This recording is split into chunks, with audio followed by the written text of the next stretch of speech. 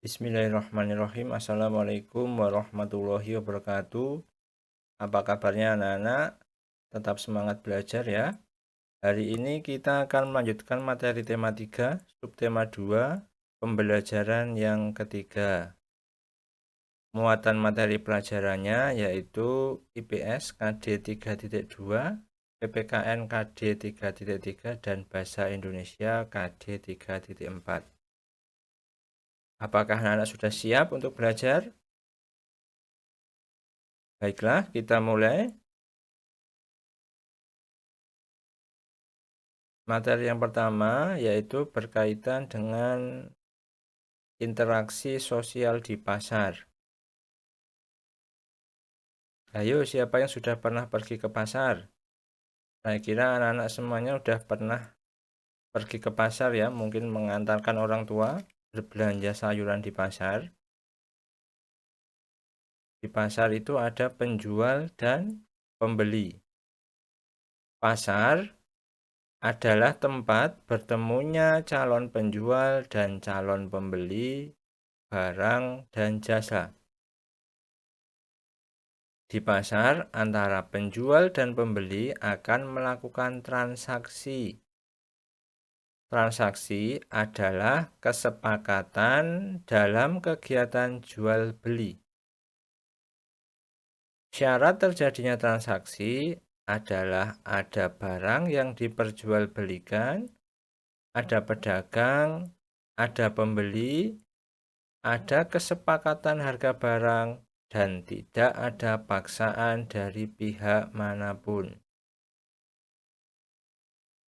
Barang dan jasa yang dijual menggunakan alat pembayaran yang sah. Kalau di tempat kita, alat pembayaran yang sah adalah menggunakan uang. Sampai sini jelas ya anak-anak?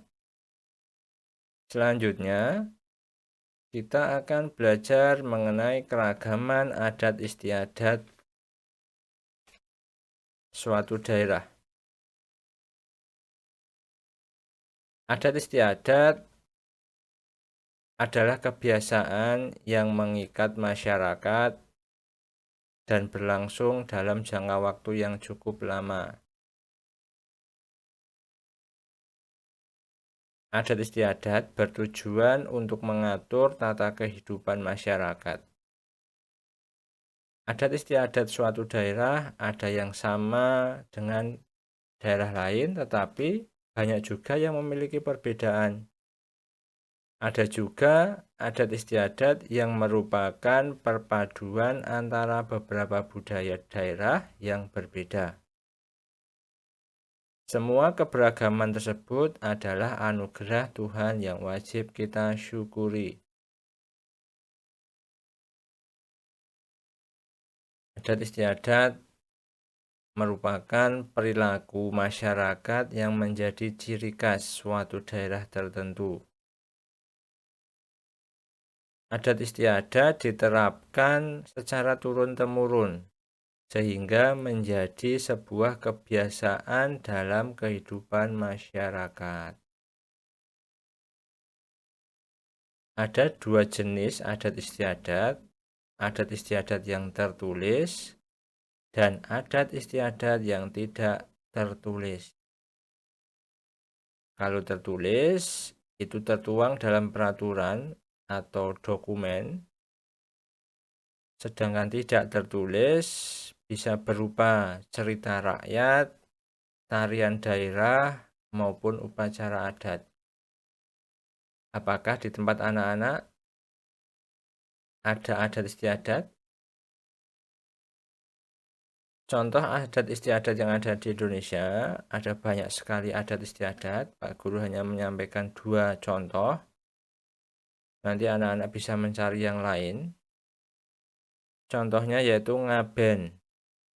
Ngaben itu merupakan tradisi atau adat istiadat membakar jenazah di Pulau Bali. Yang kedua, tradisi atau adat istiadat lompat batu, yaitu di Pulau Nias. Sampai sini jelas ya anak-anak? anak-anak sudah paham tentang pengertian adat istiadat, jenis adat istiadat, serta mampu memberikan contoh adat istiadat. Selanjutnya, kita akan belajar tentang perbedaan bahasa iklan di media cetak dan media elektronik. Di materi sebelumnya, anak-anak sudah dijelaskan mengenai perbedaan iklan di media cetak dan media elektronik. Sekarang kita akan belajar perbedaan bahasa iklannya. Bahasa iklan di media cetak dan bahasa iklan di media elektronik. Bahasa iklan dalam media cetak itu disampaikan secara tertulis sehingga dapat dibaca kapan saja. Karena contohnya media cetak itu koran, majalah, jadi iklan itu tertulis dicetak dalam koran atau majalah sehingga para pembaca itu dapat melihatnya kapan saja. Sedangkan bahasa iklan dalam media elektronik, iklan dalam media elektronik dapat dilihat, didengar, dan dibaca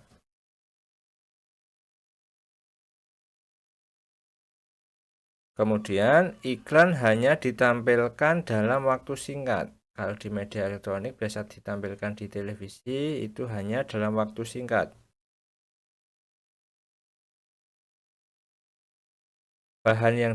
Bahasa yang digunakan dapat berupa bahasa formal maupun informal. Itu dalam iklan media elektronik.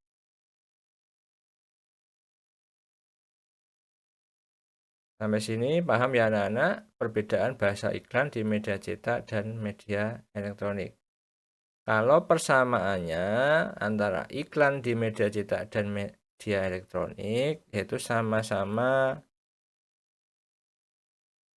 untuk meyakinkan dan mempengaruhi pembaca atau pendengarnya. Jadi iklan itu bertujuan untuk mempengaruhi pembaca atau pendengarnya.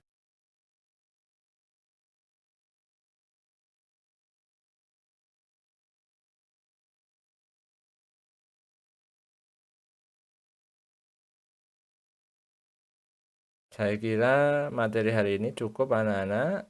Terima kasih. Semoga bermanfaat. Kita akhiri. Wassalamualaikum warahmatullahi wabarakatuh.